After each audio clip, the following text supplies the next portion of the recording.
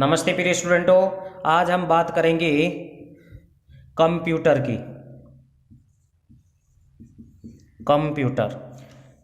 Computer की अगर हम बात करें, जितने भी कंपटीशन हैं जिनमें कंप्यूटर का सिलेबस डाला गया है उनके लिए बहुत इंपॉर्टेंट ये अपनी क्लास रहने वाली है। एक या दो क्लास में अपन कंप्यूटर को समाप्त कर लेंगे और बहुत बेसिक चीज़ से मैं आपको पढ़ाऊंगा। बहुत सारे स्टूडेंटों की डिमांड थी कि सर इंग्लिश के वर्ड आप ज़्यादा न लिखकर हिंदी के वर्ड ज़्यादा लिखे कंप्यूटर में, क्योंकि इंग्लिश के वर्ड से हमें समझ में नहीं आता है। ठीक है, बिल्कुल। तो बिल्कुल अपना राजस्थानी अंदाज में पढ़ेंगे। अगर आप नए हैं तो चैनल को सब्सक्राइब जरूर कर लें, क्योंकि इस चैनल के माध्यम से आप कंप्यूटर और साइंस, इसके अलावा रीजनिंग वगैरह सभी चीज़ें हम यहाँ पढ़ते हैं। इंग्लिश की क्लास भी यहाँ चलती है अपने इस चैनल पर। तो देखिए, सबसे पहले कंप्यूटर की अगर अपन बात करें तो कंप्यूटर को क्या कह सकते हैं, यानी कंप्यूटर एक इलेक्ट्रॉनिक डिवाइस होती है। बिल्कुल, क्या होती है? इलेक्ट्रॉनिक डिवाइस होती है। ये बात अपने को याद रखना है कि कंप्यूटर एक इलेक्ट्रॉनिक डिवाइस होती है। इसके अलावा कंप्यूटर की अगर हम बात करें तो कंप्यूटर को हम प्रोग्रामिक मशीन भी कहते हैं। क्या कहते हैं? कंप्यूटर को हम प्रोग्रामिक मशीन भी कहते हैं। देखो, मैं हिंदी वर्ड का ज़्यादा से ज़्यादा यूज ले रहा हूँ आपके मुताबिक। बिल्कुल कोई भी इसने कंप्यूटर का कंपटीशन, जिस भी एग्जाम में कंप्यूटर आती है उसके लिए बहुत इंपॉर्टेंट होने वाला है टॉपिक। ठीक है, तो प्रोग्रामिक मशीन कहते हैं इसको। कंप्यूटर एक इलेक्ट्रॉनिक डिवाइस होती है और कंप्यूटर को हम एक प्रोग्रामिक मशीन भी कहते हैं। बिल्कुल, कंप्यूटर को हम क्या कहते हैं? एक हम प्रोग्रामिक मशीन और इलेक्ट्रॉनिक डिवाइस कहते हैं। इसके बाद अपने पास एक परिभाषा होगी, उस परिभाषा को अपन लिखेंगे कि कंप्यूटर को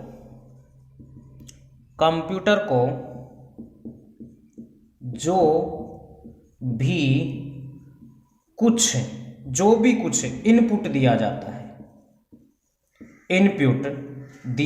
है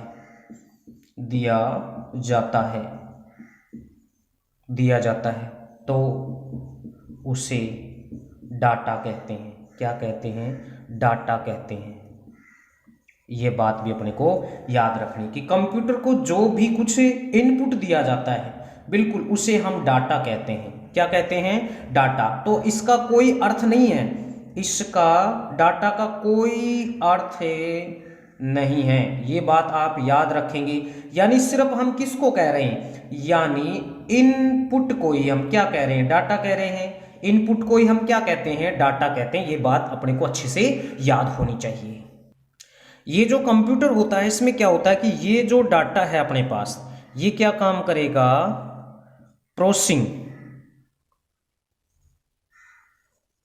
प्रोसेसिंग करके उसको किस में चेंज करता है? इनफॉर्मेशन में चेंज करेगा।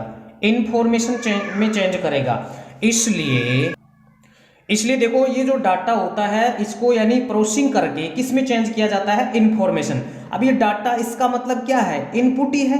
अगर हम कंप्यूटर को कोई इनपुट दे रहे हैं तो उसका आउटपुट क्या कहलाएगा? इन्फॉर्मेशन कहलाएगा। प्रोसेसिंग हो रही है उसके अंदर।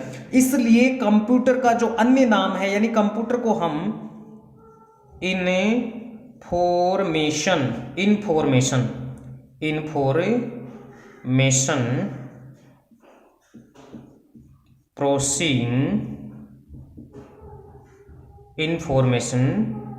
इन्फॉर्मेशन प्रोसेसिंग सिस्टम भी कहते हैं। बात याद रखेंगे कि इंफॉर्मेशन प्रोसेसिंग डाटा कौन है? कंप्यूटर है। कौन है?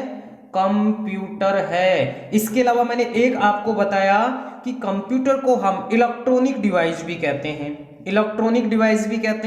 इसके अलावा मैंने कंप्यूटर के बारे में एक और अन्य चीज बताई आपको कि जो कंप्यूटर होता है, ये जो कंप्यूटर अपने पास होता है, इसके बारे में मैंने आपको बताया कि इंफॉर्मेशन प्रोसेसिंग सिस्टम, ये भी कंप्यूटर के लिए, कंप्यूटर को कह सकते हैं। इलेक्ट्रॉनिक डिवाइस भी कंप्यूटर के लिए कह सकते हैं। और हमने बात की यहाँ डाटा। ठीक है, डाटा की परिभाषा भी हमने यहाँ देखी है। डाटा का कोई अर्थ नहीं होता है।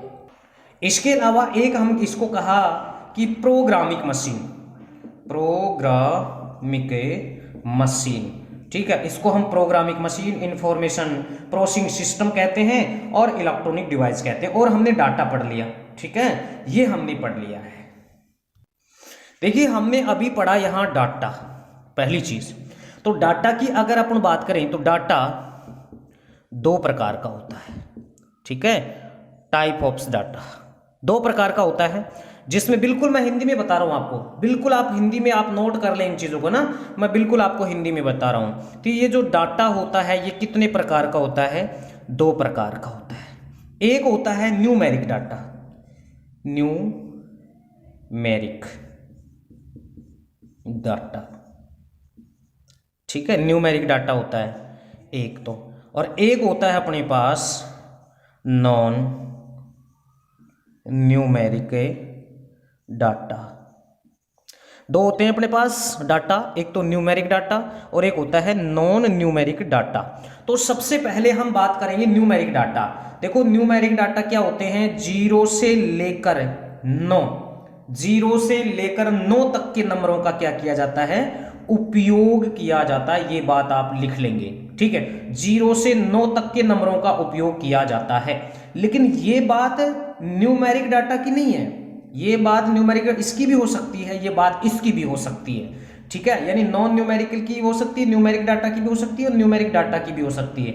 लेकिन हमने को ध्यान क्या रखना है कि न्यूमेरिक डाटा में वही नंबर आते हैं जिसमें प्लस, माइनस, गुणा, भाग और परसेंट का प्रयोग किया जाता है। ये बात अपने को याद रखना है, जिसमें प्लस, माइनस, गुणा, भाग और प्रतिशत, बिल्कुल ये सब आते हैं। जिसके अंदर जैसे मैं लिख दूं 9 + 10 = 19, तो ये कौन से डाटा का उदाहरण है? ये है न्यूमेरिक डाटा का उदाहरण। ये न्यूमेरिक डाटा का उदाहरण है, नॉन न्यूमेरिक डाटा का उदाहरण नहीं है। और अगर मैं डायरेक्ट लिख दूं 19, तब ये क्या कहलाएगा? नॉन न्यूमेरिक डाटा कहलाएगा।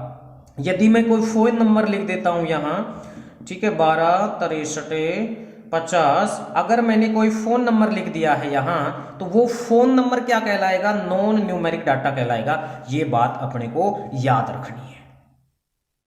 जैसे मैंने लिख दिया बैंक अकाउंट, बैंक अकाउंट, ठीक है, मैंने कोई बैंक अकाउंट के बारे में लिख दिया। तो जो बैंक अकाउंट के बारे में अगर मैंने लिखा है, तो वो किसके अंदर आता है? वो आता है न्यूमेरिक डाटा के अंदर आता है। ये बात अपने को याद रखनी है। जैसे एग्जाम्पल की अगर अपन बात करें कि एक व्यक्ति की सैलरी, ठीक है, 16,750 रुपए है। बिल्कुल, अगर मैंने सैलरी लिख दी है, तो आपने कभी सुना होगा कट कटा कर, देसी अंदाज में आपने कहा होगा कभी कटा कर, यानी उसका जो डीए है, पीए है, इसके अलावा और भी बहुत सारे होते हैं। ठीक है, तो वो सैलरी अगर उसको कट फटाकर अगर मिल रही है, कट कटाकर अगर मिल रही है, पीए डीए वगैरह उसका कट कटाकर अगर उसको मिल रहा है, तो वो सैलरी आती है किसके अंदर? वो सैलरी आती है न्यूमेरिक डाटा के अंदर। बिल्कुल, आपसे ये नहीं पूछा जाएगा कि न्यूमेरिक डाटा क्या होता है, इसकी कोई परिभाषा नहीं पूछा जाएगा। आपको एक एग्जांपल दे देगा, किसी की सैलरी इतनी है, ठीक है, उसका डीए फी कट कर इतना है, ठीक है। या फिर अगर मान लो आपको लिख दे कि मेरे बैंक अकाउंट में इतने रुपए हैं, 6.84 रुपए हैं, या मैं लिख दूं यहां मेरे अकाउंट में 7.50 मेरे खाते में रुपए हैं, तो ये कहलाएगा, यानी ब्याज वगैरह उसको मिला होगा, सब बिल्कुल जुड़ा होगा उसके अंदर ब्याज भी जुड़ा होगा, बिल्कुल जुड़ा, यानी प्लस की बात आई यहां। ठीक है, तो वो कहलाता है न्यूमेरिक डाटा। न्यूमेरिक डाटा कहलाता है। क्या कहलाएगा? न्यूमेरिक डाटा कहलाएगा। ये बात भी अपने को अच्छे से याद होनी चाहिए। अब एक एग्जांपल मैं यहां लिख देता हूं आपके समझने के लिए। मैंने लिख दिया यहां 50H ब्लॉक, ठीक है। ये क्या लिखा हुआ है? ये कोई एड्रेस लिखा हुआ है, कोई पता लिखा हुआ है, कोई एड्रेस लिखा हुआ है। इसका मतलब यहां जोड़ से, बाकी से, गुणा भाग से कोई लेना देना नहीं है, इसलिए ये कहलाएगा नॉन न्यूमेरिक डाटा कहलाता है। क्या कहलाता है? नॉन न्यूमेरिक डाटा कहलाता है। ये बात अपने को याद रखना है। यानी इसमें प्लस माइनस गुणा भाग का कोई रोल नहीं है, इसलिए इसको हम क्या कहते हैं, नॉन न्यूमेरिक डाटा कहते हैं। बहुत अच्छे से समझ में आया होगा। बिल्कुल, अगर आप कंपटीशन की तैयारी कर रहे हैं, कोई कंप्यूटर पढ़ना चाह रहा है, इसके अलावा साइंस पढ़ना चाह रहा है, इंग्लिश की क्लास लेना चाह रहा है, इसके अलावा बहुत सारी क्लासेस हम अपने यहाँ चलती हैं। 9th साइंस अपन पढ़ते हैं यहाँ, 10वीं क्लास साइंस, 11वीं क्लास, 12वीं क्लास साइंस के लिए स्पेशल यहाँ से आप तैयारी कर सकते हैं। चैनल को आप सब्सक्राइब करें और कमेंट्स जरूर करें। इसके अलावा हम एक प्रोसिंग शब्द आया अपने पास, इसको अपन समझते हैं। पहली चीज, प्रोसिंग से पहले अपन पढ़ते हैं कि इन्फॉर्मेशन क्या होता है। देखिए, इन्फॉर्मेशन,